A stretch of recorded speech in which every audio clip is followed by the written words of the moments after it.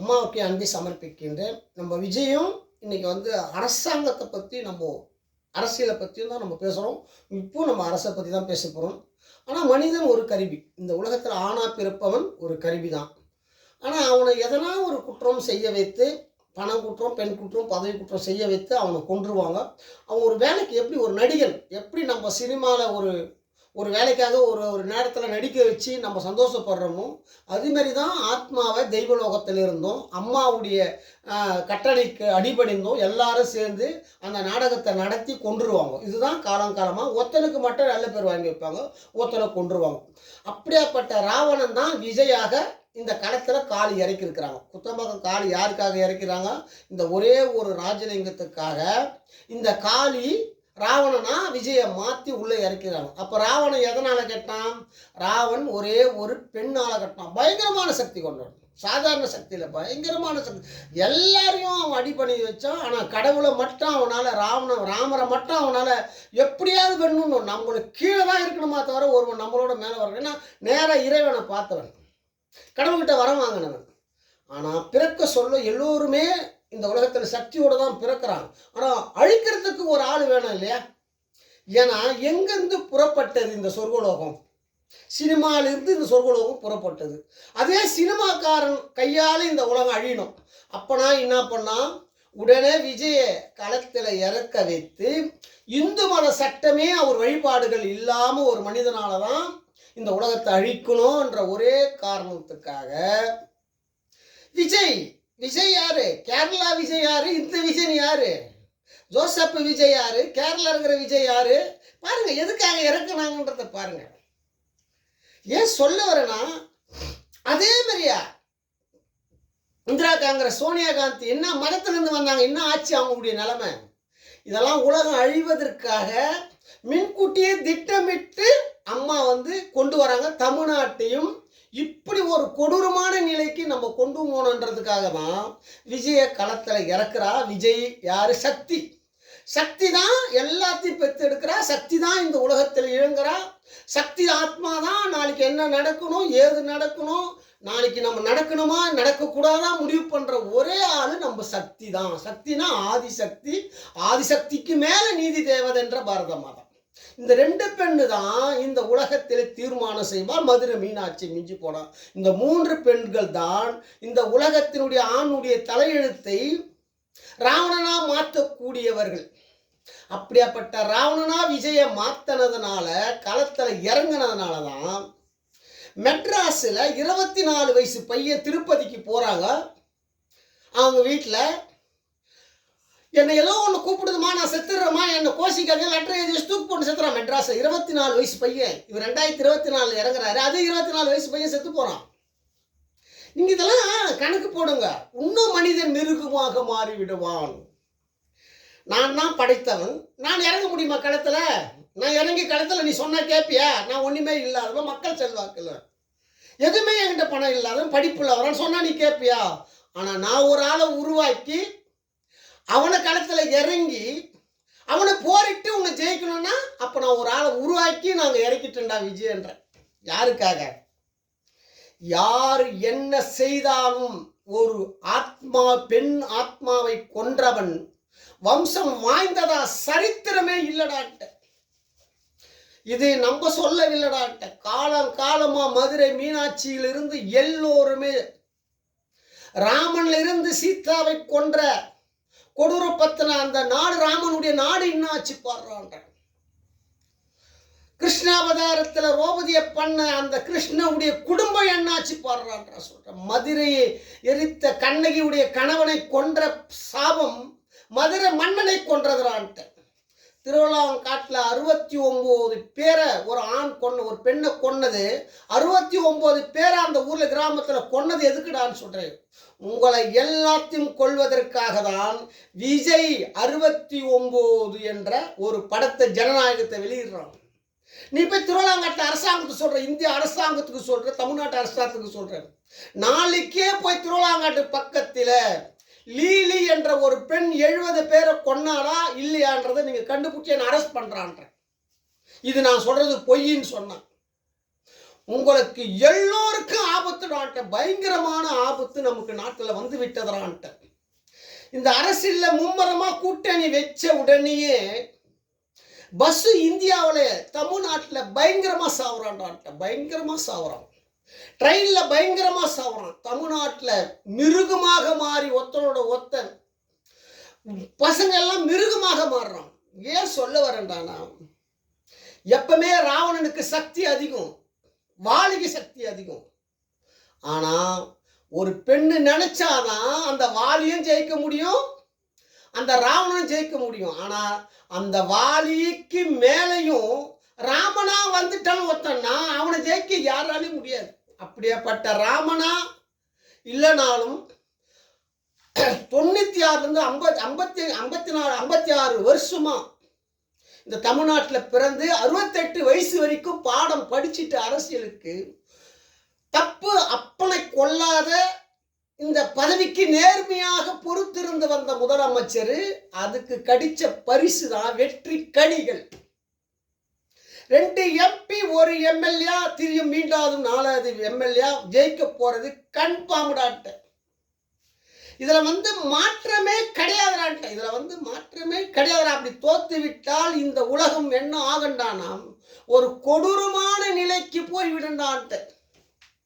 இதை நான் சொல்லடான்ட்ட. கத்தி படம் பாருங்கடா, மெட்ராஸில் இருக்கிற அத்தனை பேரும் விஜய் ஏன் வந்தாரு, ஏன் கத்தி படத்தை எடுத்தாருன்னு நீங்க கண்டுபிடிங்கடான்னு சொல்றேன். போய் அன்னை ஒரு ஆலயம் படத்தை பாருங்கடா, 2 யானை ஏன் வந்தது, ஏன் விஜய் விஜய்னு கத்தனாங்க அம்மான்றதை நீங்க பாருங்கடான்ற. நான் சொல்கிறேன், இன்னைக்கும் சொல்றேன், நாளைக்கும் சொல்றேன். நான் நினைத்தால் மட்டும்தான் விஜய் முதலமைச்சர்ரா உலகத்தில். இன்னும் இதுக்கு மேல வரப்போறவங்க நான் நினைச்சாதான்டா முதலமைச்சர்டான்ட்டு. இதெல்லாம் நடக்காதுடான்ட்டு. தமிழ்நாட்டு முதலமைச்சர் இந்த தலையெழுத்தே மாத்தி கொண்டு இருக்கிறார்ன்ற, தலையெழுத்தே மாத்தி இந்த பெண்ணுக்கு பெருமை சேர்க்கும் முதல்வரா மாறி இருக்கிறார்ன்ற. இன்னைக்கு உலகத்துல எந்த காலத்துல எந்த முதல்வர் ஒவ்வொரு ஆணுக்கும் பின்னாடியும் ஒரு பெண் இருக்கிறாள், அதுக்கு வெற்றிக்கு காரணம் பெண்ணு தான் என்று கூறிய முதலமைச்சர் தமிழ்நாட்டில் யாரான்னு கேட்கிறேன். நம்ம தமிழ்நாட்டு முதலமைச்சர். ஏன் சொல்லு, பெண்களை எல்லாம் காப்பாற்றக்கூடியவர்.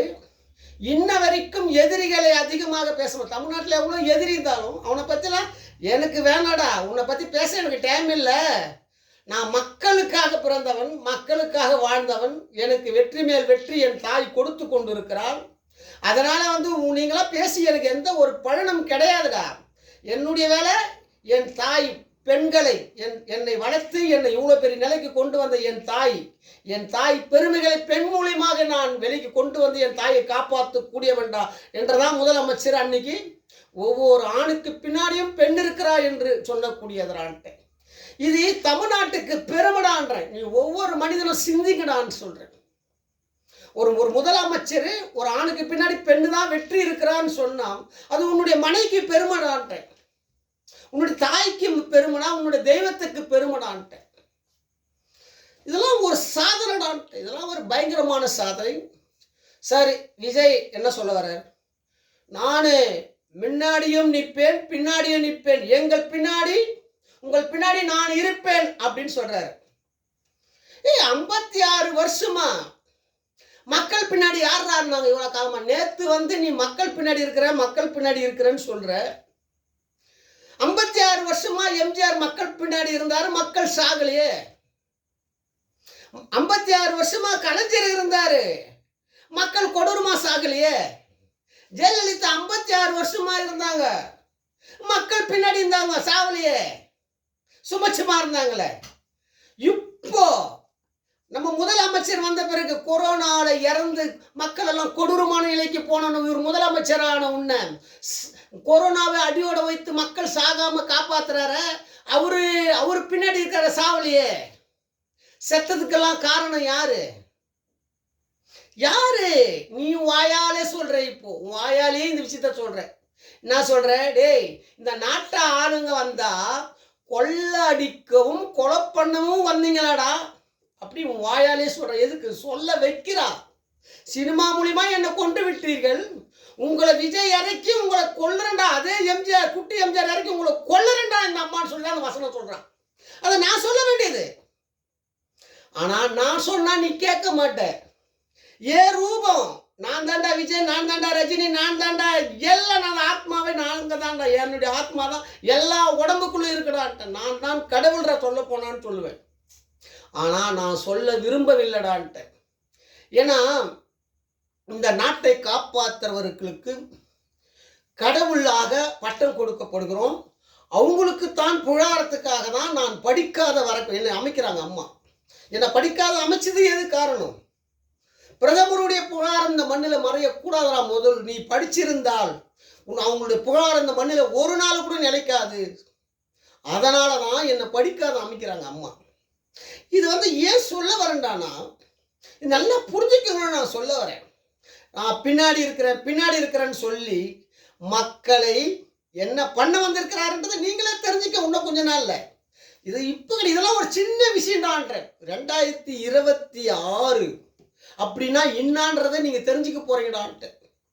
கூட்டுங்கடான்ற 11/1/25 கூட்டுங்கடான்ற. 12 இலங்கைக்கு என்ன வந்தது? இப்போ 1/1/2026 கூட்டுங்க. 12க்கு என்ன நிலைமை வந்ததுடா? 12ன்ற நம்பருக்கு ஆபத்து உள்ளதுடான்ட்டு. பதவிக்கு ஆபத்து கிடையாதுடான்ட்ட. அவருடைய மக்களுக்கு ஆபத்துடான்ட்ட. எப்படி நம்ம முதலமைச்சர் இதை காப்பாற்ற போறாரு தெரியலடான்ட்டு. தவறு செய்தவர்களை கொஞ்சம் கொஞ்சமாக திருத்தி நல்வழிக்கு கொண்டு வருகிறார் நம்ம முதல்வர். ஒருத்தனை தப்பு பண்ண வச்சுட்டோம், அவன் உடனே திருத்த முடியுமா? இந்த 5 ஆண்டுல 100%ல 10% அவர் மாத்திட்டாரான்ற. இன்னும் 90% தெய்வீகமாக மாற்றி தான் அவன் மகனிடம் கொடுப்பாருடான்ட்டு. இதுல மாற்றமே இருக்காதுடான்ட்டு. அப்படி இல்லைன்னா விஜய் கத்தி படத்துல சொன்னது சம்பரமாக்கும் புண்டி ஏறி புழலேறி, அதுக்குள்ள நானும் இருப்பேன், நீயே இருப்பேன், உன்னுடைய பணமும் இருக்குண்டான்ட்டு. இன்னொரு 5 வருஷத்துக்குள்ள இது கன்ஃபார்மா அங்க இருக்குண்டான்ட்டு. இதை நான் சொல்லணும். நான் 2026க்கு மேல அம்மா என்னை காப்பாத்து, என் பிள்ளைய காப்பாத்து, மக்களை காப்பாத்துன்ற வார்த்தைக்கே இடமில்லைன்னு சொல்லிட்டாங்க அம்மா. நான் களத்தில் இறங்கி விட்டேன், என்னை இனிமேல் யாரும் தடுக்க முடியாது. நான் தான் அசுரன், நான் தான் தீய சக்தி, நான் தான் தெய்வம் என்று என்ன சொல்றது? சிவன் ஆலயத்தில் போய் பாடுறான்ற. சிவனே கிடையாதுறான்ட்டு. சக்தி தான் ஆட்சி பண்றா. சக்தி அங்க விஜய் மூலியமா அசுர சக்தியா இறங்கி விட்டாடான்ட்டு. தமிழ்நாட்டில் ஒவ்வொரு ரசிகனுக்கும் உயிருக்கு ஆபத்துடான்ட்டு. ஒன்னே ஒன்று சொல்றேன்டான்ட்டு. விஜய் பின்னாடி என்ன வயசுல பின்னாடி இருக்கிறாங்க நீங்க கணக்கெடுங்கடான்னு சொல்றேன்.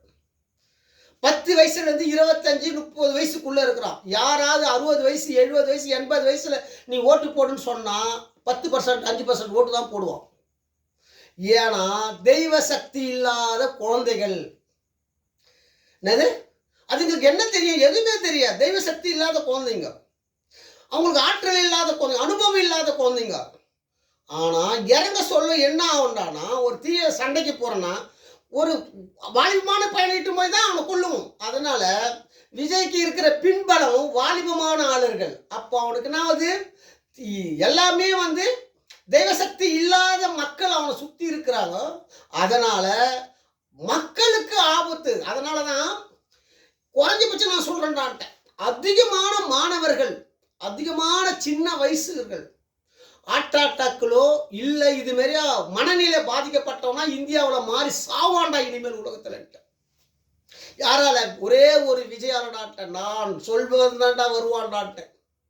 தமிழ்நாட்டு முதலமைச்சர் தாண்டா இந்த தமிழ்நாட்டை இன்னொரு முதல்வரை உருவாக்குவார்றான்ட்ட. அவருக்கு தேவையான சொந்தக்காரனை ஒருத்தனை உருவாக்கிட்டார்றான்ட்ட. கலைஞர் உருவாக்கிட்டு போயிட்டார்றான்ட்ட. நட்சத்திரமா ஒப்பிட்ட ரஜினியை சூரியனா ஒப்பிட்டது எதுக்குடான்னு கேட்கிறேன். 2169 படத்துல பாடுறான்ற. நான் சொல்ல வர டைகர் முத்துவேல் பாண்டியன் ஏன் சொல்ல வந்தாருன்னு கண்டுபிடிக்கடான்ற. கடவுள், தெய்வம், சக்தி, இதுக்கு மேல இத்தனை உலகத்துக்கு மேலையும் நீங்க இந்த உலகத்தை ஒரு தாயை மறைக்கணும். தவறு செய்தத அந்த தவறு செய்தவனை நீங்க துணை இருக்கணும், இருந்து அவனை காப்பாற்றணும்னு நினைக்கிறீங்க. அது ஒருபோதும் அது நடக்காதுடான்ட்டு. இந்த போர் நடக்கிறது யாருக்குடா? ஒரு கட்சி காணாம போவிடுறதுக்குடான்ட்டு. பல கட்சிகள் காணாம போய்விடுறான்ட்டு இந்த எலெக்ஷன்ல. இதனால பல கட்சிகள் காணாமல் ஆள் அட்ரஸே இருக்காதராட்ட சில கட்சிகள்லாம். எப்பவுமே அடிக்கிறவன் ஒருத்தர் அடிச்சு காலி பண்ணனா அவன் சொல்லலாம் மாட்டான், சந்திரி பண்ணாம பண்ணுவான்.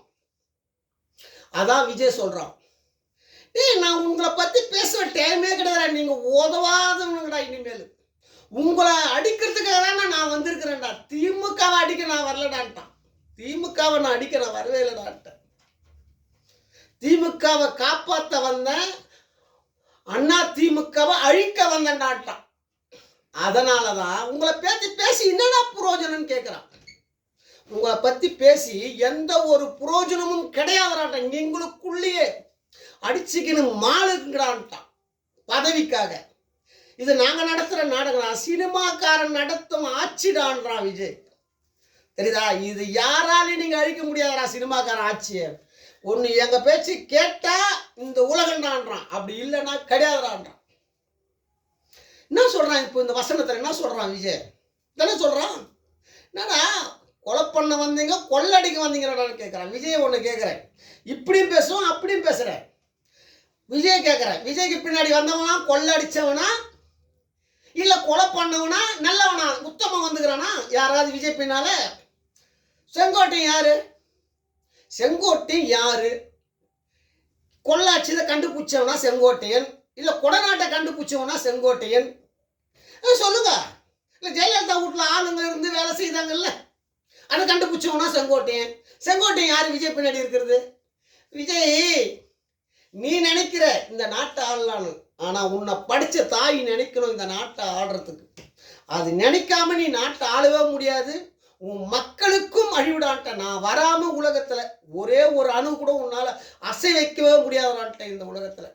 2026 மேலே என்னுடைய சக்தி, எங்கள் அம்மாவுடைய இந்த மண்ணில் இருக்கிற சக்தி, என் அம்மா சிவபெருமானை காசிலே அடக்கிய என் தாய், மதுரை மண்ணிலே பிறந்து எத்தனையோ ஆண்டுகளுக்கு முன்ன மன்னனையும் மக்களையும் அடக்கி அழியாமல் ஆட்சி செய்திருக்கும் எத்தனை ஆயிரம் லட்சம் தெரியல, எத்தனை ஆயிரம் ஆண்டு தெரியல மதுரை மீனாட்சி தோன்றியது அந்த மண்ணு. இதே மண்ணில் 1000 ஆண்டா 2000 மண்ணா இந்த மண்ணிலே என் சக்தி பிறந்தாள். என் சக்தி பிறந்த வெள்ளக்காரனின் நவாப்புக்களையும் அடக்கி மன்னனையும் அடக்கி ஆட்சி செய்து அவ வழிக்கு வர வைத்து நீதி தவறாமல் ஆட்சி செய்த மண்ணு தமிழ் மண்ணுடான்ட்ட. அதே மண்ணிலே பராசக்தி வந்து விட்டாடான்ட்ட. நீ ஜனநாயகண்டா, அங்க பராசக்தி கூட ரிலீஸ் ஆகுது பாடுறான்ற. கலைஞர் அன்னைக்கே பராசக்தி எதனாடுறான்ட்ட. இந்த பராசக்தி இருக்கிற வரைக்கும் திமுகவை அழிக்க யாராலுமே முடியாதான்ட்ட. திமுக ஒன்று இல்லைவென்றால் இந்த உலகம் சூரியனுக்கே ஒளி கிடையாதுரான்ட்ட. சுபுக்ஸான வாழ்க்கை கிடையாதுரா. சூரியனுக்கும் சூரிய பகவானுக்கும் சந்திர பகவானுக்கும் சுபட்சமான வாழ்க்கை, இருட்டான வாழ்க்கைடான்ட்ட. இந்த சூரியன் பராசக்தி முதலமைச்சர் கூட வரவில்லை என்றால் சாமி பேரை சொல்லி எத்தனை நாளைக்கு தமிழ் கலாச்சார சட்டம் இல்லாமல் மக்களை ஏமாத்துங்கன்னு கேட்கிற இந்தியாவில். இந்தியா பிரதமர் கேட்கிறேன்டாட்ட. இந்தியா கலாசட்டம் சட்டம் உங்களாண்ட யாராவது ஒருத்தர்கிட்ட இருக்கடான்னு கேட்கிறேன். அது இல்லாமலேயே மக்களை ஏமாற்ற கூடாது என்பதுதான் நம் முதலமைச்சர் ஆணிதரமாக பேசுறான்ட்ட. இன்னைக்கு அவர் பக்கம் தெய்வம் நிக்குதுறான்ட்ட. உங்களை காப்பாற்ற போற ஒரே முதல்வர் நம் தமிழ்நாட்டு முதலமைச்சர் இந்திரா காங்கிரஸ் சொல்றேன், பிஜேபி சொல்றேன்டான்ட்ட. இன்னைக்கு நீங்க சுபட்சமா வாரீங்கன்னா தமிழ்நாட்டு முதலமைச்சர் நீங்க நல்லா யோசிக்கிறான்ற. ஏன் 18 கொரோனால எல்லா எம்பி எம்எல்ஏ எல்லாம் அதிகமா பிஜேபி செத்தான்றதை கண்டுபிடிங்கடான்னு சொல்றேன் மொத்த பேருமே. இன்னும் இது ஒரே ஒரு விஷயம் யாராலன்னு கேட்டீங்கன்னா, ஒரே ஒரு விஷயம் நம்முடைய முதலமைச்சரால தான் இவ்வளோ பெரிய புகழாரத்துக்கு நம்ம வாழ்ந்து கொண்டு இருக்கிறோம். இன்ன வரைக்கும் யாராலையும் தடுக்க முடியாது. விஜய்க்கு இது வேலை கொடுத்தாச்சு. அம்மா விஜய் கூட இறங்கிட்டாங்க, அசுர சக்தியாக அம்மா இறங்கியிருக்கிறாங்க. அம்மாவை எப்படியாவது ஒரு தெய்வ சக்தியாக நம்ம முதலமைச்சர் மாற்றி இந்தியா பிரதமரையும் உலக மக்களையும் நம் தமிழ்நாடு என்பது பாரத தாயின்னு சொல்லுவோம். ஆனால் நீதி தேவதை, அந்த நீதி தேவதைனா என்னன்னு கேட்டிங்கன்னா, அவள் முதல் அம்மாவாக வந்தாள், 2வது மகளாக வந்தாள், 3வது பேத்தியாக வந்தாள், அப்புறம் விதவி பெண்ணாக வந்தாள். அந்த விதவி பெண் படைத்த நீதி தேவதை தான் இந்த உலகத்தை பாரத மாதா என்று சொல்லப்படுகிறது. ஆனால் முதலமைச்சர் முதல் ஜெயிச்சது அம்மாவுடைய வெற்றி. 2வது ஜெயிச்சது மனைவியுடைய வெற்றி. 3வது ஜெயிச்சது மகளுடைய வெற்றி. இன்றைக்கு 4வது முறை ஜெயிக்க போகிறது நீதி தேவதனுடைய அரசு. நீதியும் சத்தியத்தையும் காப்பாற்றுற ஒரு எலெக்ஷன் நம் முதலமைச்சருக்கு ஆயிட்டு. நீதி தேவதை அரசிடான்ட்ட இனிமேல் நீதி தேவ அரசிடா. ஒரு செல்வந்தர் யார் இருக்கணும்னா நம்ம தமிழ்நாட்டு முதலமைச்சர் செல்வந்தராக இருந்தால் மட்டும்தான் மக்கள் சுபட்சமாக வாழ முடியும்டான்ட்ட. ஆனால் மக்கள் செல்வந்தராக இருந்தால் உலகம் உழலாதுடான்ட்ட. அதனால தான் ஒரே ஒரு தலைவனுக்கு, ஒரே ஒரு கலைஞருக்கு, ஒரே ஒரு ஸ்டாலினுக்கு, ஒரே ஒரு உதயநிதி ஸ்டாலினுக்கு செல்வங்கள் தன்னாலேயே இயற்கை கொடுக்கப்பட்டது, கடவுளால் கொடுக்கப்பட்டது, நீதி தேவதையால் கொடுக்கப்பட்டது, பாரத மாதாவால் கொடுக்கப்பட்டது, அம்மாவால் கொடுக்கப்பட்டது, ஒரு பெண்ணால கொடுக்கப்பட்டது, ஒரு பேத்தியால 4 பெண்ணால இந்த படத்தை கொடுக்கப்பட்டது. யாராலையும் அவர் செல்வத்தை அழிக்க யாராலையும் முடியாதுறான். செல்வம் என்பது நம்மளா தடவி போனா அது நம்மளை விட்டு ஓடி போகும் ஒரு நாள். ஆனா அதுவே கொடுத்து அது நிக்க வச்சுச்சுறானா அது யாராலையும் அழிக்க முடியாது. அப்படியாப்பட்ட செல்வந்தரா இருந்து நம்மளை காப்பாற்றி கொண்டிருக்கும் முதலமைச்சருக்கு என் மனமார்ந்த நன்றி. இன்னும் கூடி சீக்கிரம் நம்ம குத்தம்பாக்கம் கிராமத்துக்கு முதலமைச்சர் வரக்கூடிய வாய்ப்பு இருக்கிறது. கண்டிப்பா வருவாரு. இது ஒரு நல்ல செய்தியாக இந்த மக்களுக்கு இன்னும் நல்லதை செய்வாரு. இவ்வளோ பெரிய லெவலுக்கு நம்ம வளர்ந்தோன்னு சொன்னால் இந்த தாய் குத்தம்பாக்கம் அம்மா பாரத தாயாக இருக்கும் நீதி தேவதையும் ஆதிசக்திக்கும் மதுரை மீனாட்சிக்கும் என் மனமார்ந்த அன்பையும் நன்றியும் தெரிவிக்கிறேன். இந்த அளவுக்கு நான் வீடியோ வெளியிட்டு கொண்டு இருக்கேன்னா அது பாரத பிரதமருக்கும் முதலமைச்சருக்கும் என் மனமார்ந்த நன்றியும் அன்பையும் தெரிவித்துக் கொள்கிறேன். மக்களால் நான், மக்களுக்காக நான். இன்றைய சட்டம் நாளைய மாற்றம்.